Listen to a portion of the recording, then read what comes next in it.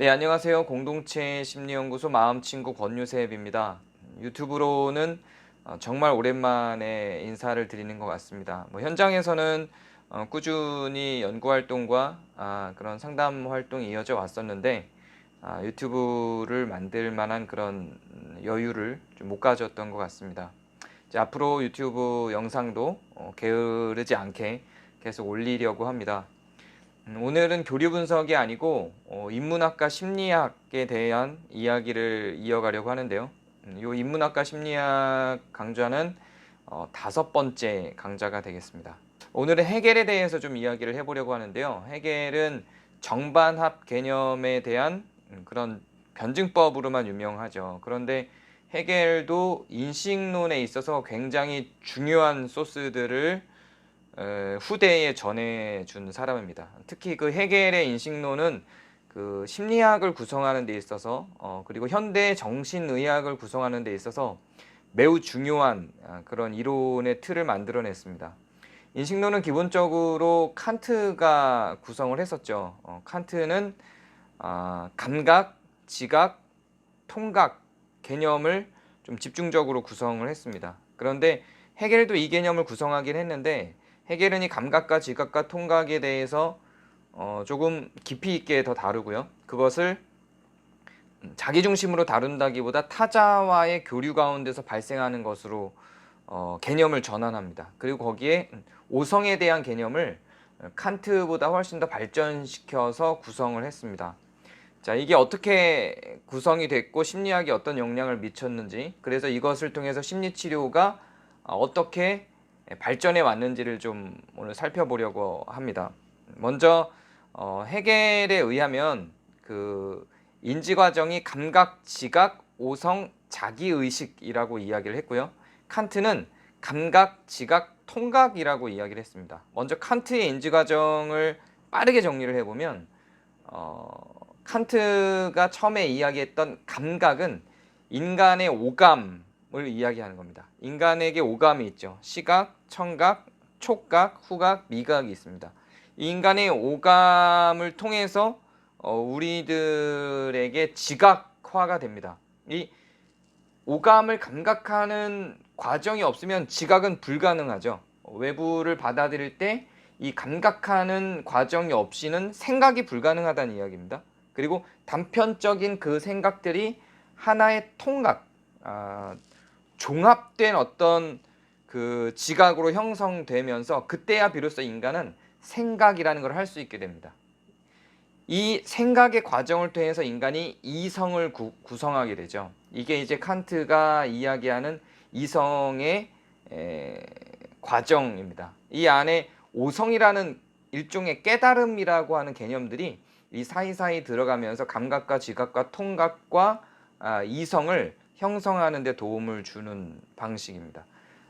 굉장히 길고 깊고 정말 이후에 심리학에 지대한 영향을 미친 개념이고요. 이 칸트의 인지과정은 요것과 인지치료, 인지행동치료에 대해서는 다음 시간에 한 번 더 제가 이야기를 할 건데, 오늘은 여기서 조금 더 발전한 헤겔의 개념을 좀 다뤄보려고 합니다. 헤겔은 이 감각과 지각과 오성의 자기의식이라고 하는 것까지를 추가를 합니다. 이게 어떻게 형성되는지를 빠르게 좀 정리를 해보면, 감각은 타자를 자기에게로 받아들이기 위한 첫 번째 단계입니다.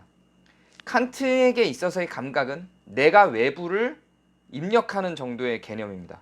칸트에게 있어서는 내가 외부를 입력하는 거기 때문에 주체가 나에게 있어요. 내가 중요한 존재입니다. 그런데 헤겔은 이 감각이라고 하는 것, 오성이 외부를 입력하는 데 있어서 외부의 존재를 굉장히 중요하게 생각합니다. 이 타자를 자기에게로 받아들이기 위한 첫 번째 단계가 바로 이 시각, 청각, 후각, 촉각, 미각이라는 거죠. 이것들을 통해서 우리는 외부가 자기에게로 들어오게 합니다. 그리고 이 감각이 없으면 자기는 완전히 오직 홀로 있게 되죠. 외부가 존재해도 그걸 확인할 수 있는 방법은 없어요. 감각이 없으면 외부가 존재해도 알 수 없죠. 감각이 없으면, 촉각이 없으면 주변에서 누군가가 나를 때리고 만져도 모르죠. 청각, 시각, 후각, 미각까지 다 없다고 하면 주변에서 별 난리를 쳐도 그 사람을 내가 지각할 수 있는 방법은 없습니다. 그 존재를. 그렇기 때문에 감각은 타자를, 외부를 내 안으로 들어오기 위한 첫 번째 단계가 됩니다. 그렇다면 홀로 있는 것은 존재하는 걸까? 아무것도 없었다면 자기가 존재하는 걸 확인할 방법도 없는 거예요. 태어날 때부터 감각이 없었다면 외부에게로 도래할 수 없고, 자기가 외부에게로 도래할 수도 없고, 외부가 자기에게로도 도래할 수 없어요. 나한테 있어서는요, 최소한. 그렇기 때문에 상호 교류, 외부와 나의 피차 간의 개입이 전혀 없는 거죠. 내 기준으로 볼 때는. 인간이라고 하는 건 자기의 존재의식, 자기 개념, 그리고 자기의 정체성을 타자와의 동일시와 타자와의 차별성을 통해서 확인하기 때문에 외부를 인식할 수 없다면 나는 내 정체성과 나를 개념화하는 것도 불가능해지는 겁니다. 그러니까 태어날 때부터 청각, 시각, 촉각, 미각, 후각이 다 없었다면 그렇다는 거예요. 그러면 어떤 외부도 느낄 수 없고 결국 자기도 느낄 수가 없는 거죠. 그러니까 사람은 외부와의 관계 속에서만 자기를 확인할 수 있고 타자와의 관계 속에서만 존재감을 느낄 수 있습니다.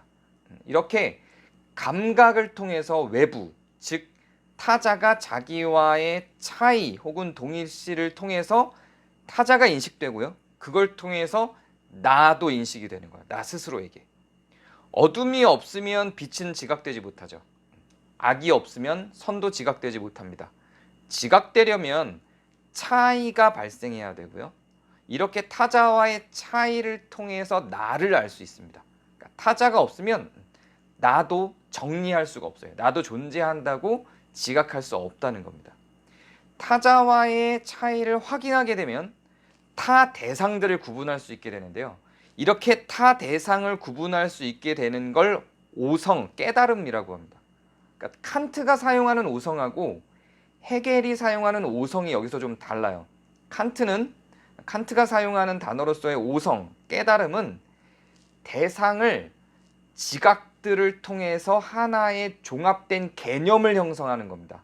이게 칸트가 생각하는 오성이에요. 그러니까 내가 보고 듣고 만지고 맛보고 냄새 맡고 하는 것을 통해서 하나를 개념화하는 거지. 나무를 볼 때 나무로부터 나는 향, 냄새, 촉각, 시각, 나무를 바람이 흔들 때에 그 나무에 흔들리는 데서 나오는 소리, 이런 거를 통해서 본체적인 실체로서의 물 자체로서의 나무를 내가 가능한 수준의 현상만큼을 개념화하는 거죠.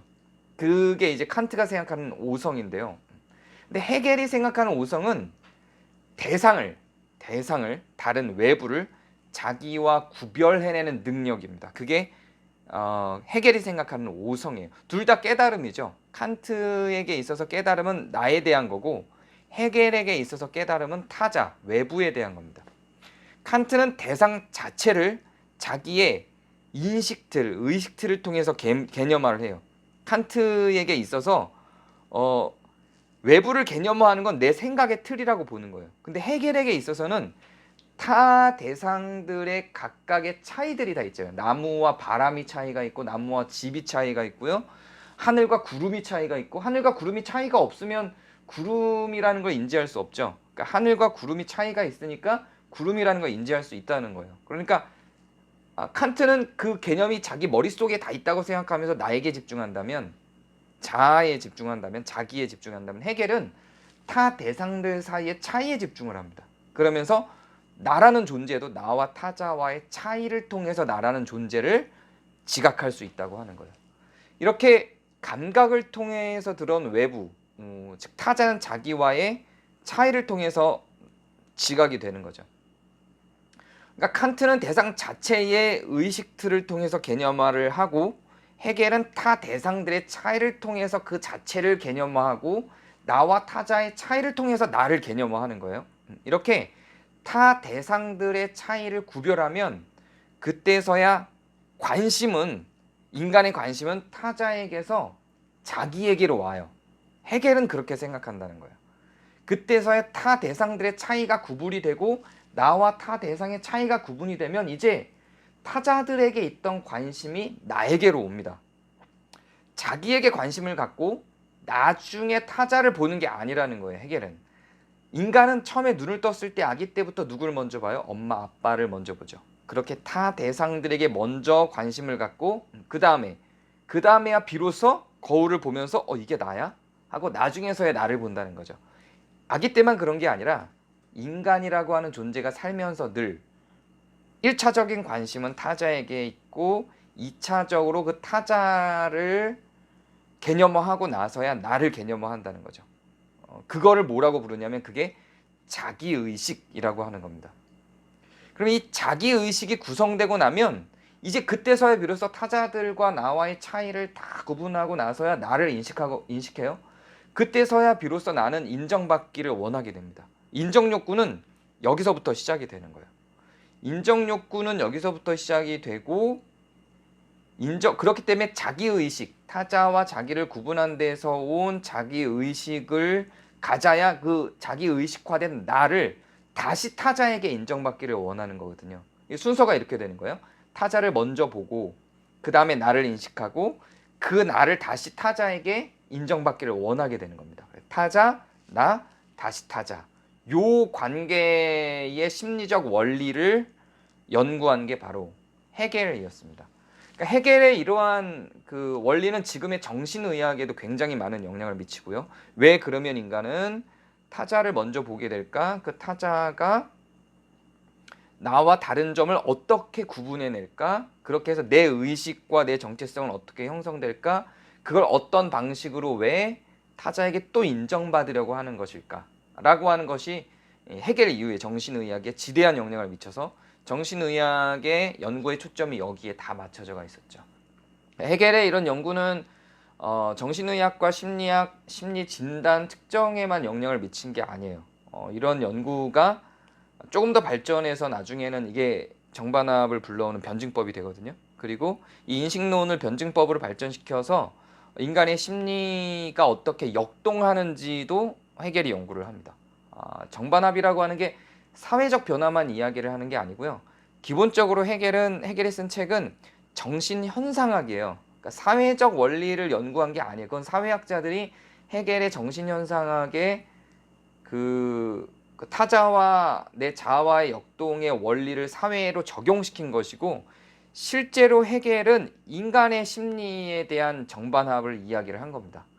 그래서 헤겔은 기본적으로 역대의 그런 위대한 철학자들 중에서 제 개인적인 생각은 현대 심리학에 가장 많은 영향을 미친 사람이라고 저는 생각합니다. 물론 뭐 아리스토텔레스나 플라톤이나 앞에서 얘기했던 소크라테스나 이런 사람들도 많은 영향을 미쳤죠. 그런데 그 심리학의 인간의 심리적 원리의 근간을 구성하는 데 있어서 아주 강력한 영향을 미친, 가장 많은 영향을 미친 게 저는 헤겔이라고 생각합니다.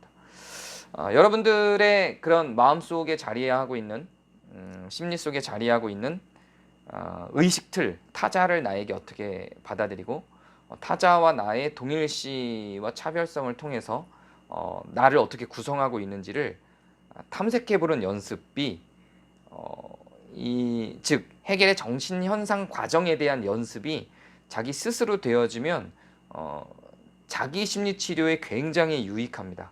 저는 요거를 지금 연구하고 프로그램을 구성하고 하고자 합니다. 앞으로도 이 인문학과 심리치료에 대한 내용들이 강좌가 쭉 진행되겠지만 이 부분이 저는 그 인간의 심리치료의 가장 핵심이라고 생각을 하고 제가 평생에 걸쳐서 연구해야 될 어떤 부분이기도 합니다.